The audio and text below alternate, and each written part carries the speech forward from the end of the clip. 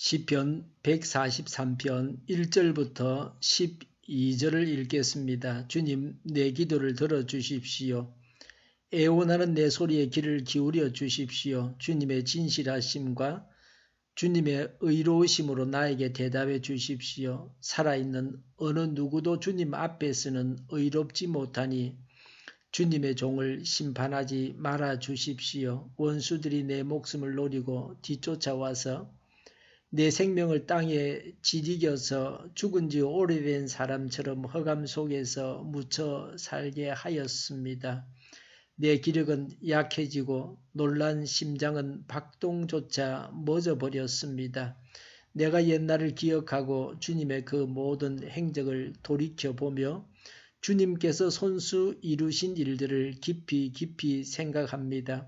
내가 주님을 바라보며 내 두 손을 펴들고 기도합니다. 메마른 땅처럼 목마른 내 영혼이 주님을 그리워합니다. 주님, 나에게 속히 대답해 주십시오. 숨이 끊어질 지경입니다. 주님의 얼굴을 나에게 숨기지 말아 주십시오. 내가 무덤으로 내려가는 자들처럼 될까 두렵습니다. 내가 주님을 의지하니 아침마다 주님의 변함없는 사랑의 말씀을 듣게 해 주십시오. 내 영혼이 주님께 의지하니 내가 가야 할 길을 알려주십시오. 주님, 내가 주님께로 몸을 피하니 내 원수들에게서 건져주십시오. 주님은 나의 하나님이시니 주님의 뜻을 따라 사는 것을 가르쳐 주십시오. 주님의 선하신 영으로 나를 이끄셔서 평탄한 길로 나를 인도하여 주십시오. 주님, 주님의 이름을 위하여 나를 살리시고 주님의 의로우심으로 내가 받는 모든 고난에서 내 영혼을 건져 주십시오. 주님은 한결같이 나를 사랑하시니 내 원수들을 없애 주십시오. 나를 억압하는 자들을 멸하여 주십시오. 나는 주님의 종입니다. 아멘. 다윗은 악인들로부터 박해를 받으면서 자신이 죄인임을 인정하고 하나님의 정의로운 심판과 회복을 갈망했습니다. 시편에 다윗의 참회시가 총 7편입니다. 그 중에 마지막 시입니다. 배경은 압살롬의 난을 당하여 쫓기는 때였습니다. 어떤 사본에는 그의 아들 압살롬이 그를 잡으려고 따라올 때라는 표제가 붙어 있습니다. 노년에 쓴 것으로 비탄시에 가깝습니다. 시인의 형편이 어떠합니까? 3절에 원수들로부터 생명이 위협을 느끼고 있습니다. 내 생명이 땅에 지리겨졌습니다. 죽은 지 오래된 사람처럼 흑암 속에서 묻혀 살게 했습니다. 4절에 내 기력은 약해졌습니다. 심장은 놀라서 박동조차 멎었습니다.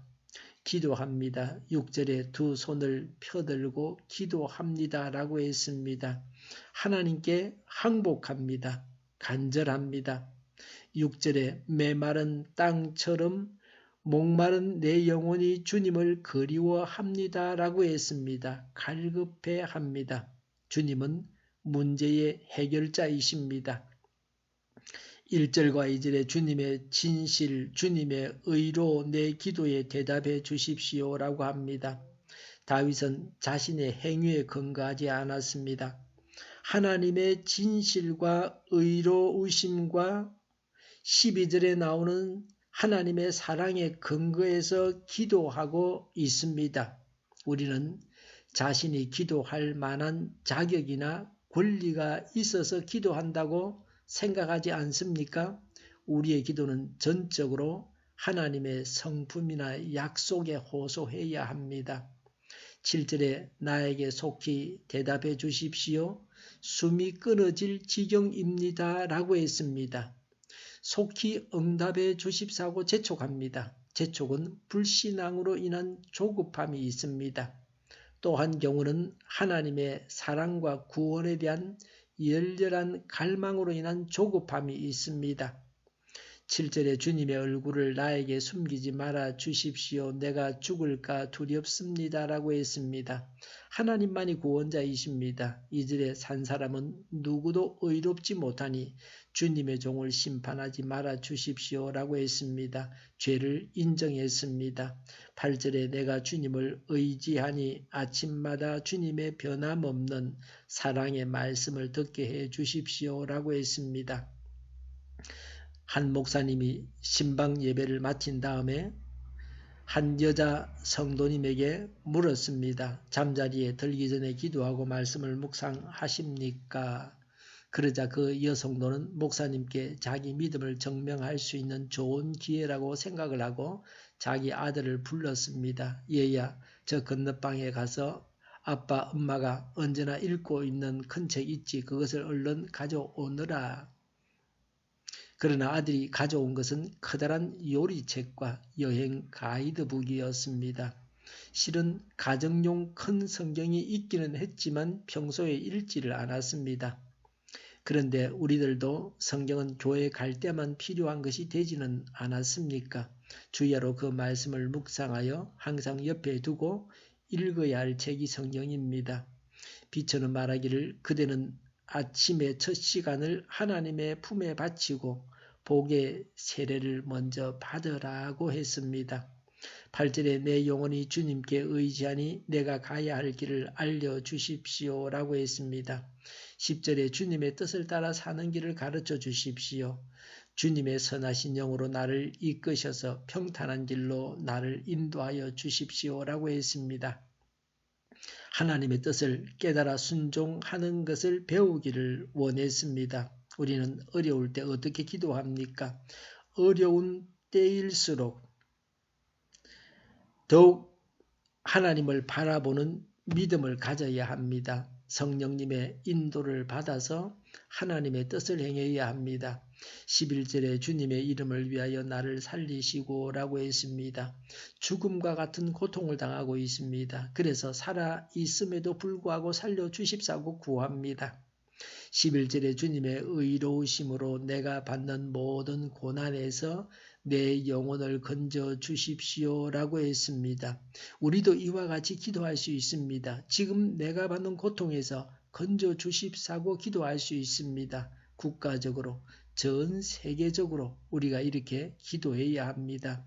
12절에 주님은 한결같이 나를 사랑하시니 내 원수들을 없애주시고 나를 억압하는 자들을 멸하여 주십시오 라고 했습니다. 우리를 괴롭히는 모든 병마와 권세들을, 악한 권세들을 멸해 주십사고 간구해야 합니다.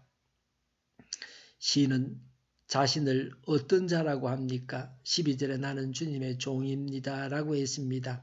하나님께 자신의 생명을 바치고 모든 일을 하나님께 다 맡겼습니다. 가이오는 날마다 하나님을 섬기는 일에 헌신할 것을 새롭게 다짐하자.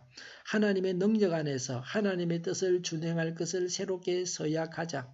아주 사소한 일에 있어서까지도 라고 했습니다. 하나님을 주인으로 모시고 살아가야 합니다.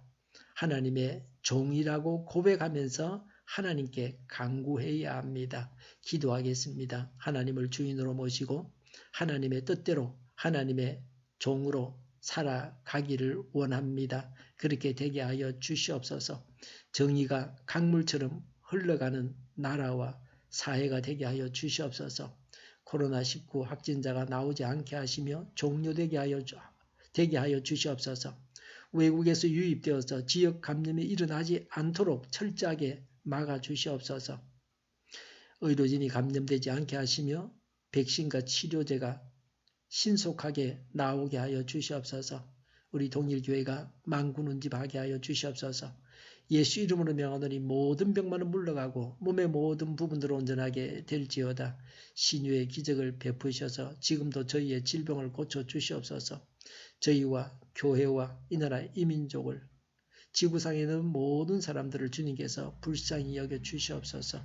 고통받는 자들의 그 고통을 주님께서 기억하여 주시옵소서. 해결하여 주시옵소서. 하나님께서 기뻐하시는 나라, 하나님께서 기뻐하시는 지구가 되게 하여 주시옵소서. 오늘도 하나님 안에서 차고 넘치는 삶, 복된 삶을 살게 하여 주시옵소서. 감사와 찬양을 주님께 돌려드리며 예수님의 이름으로 기도하옵나이다. 아멘.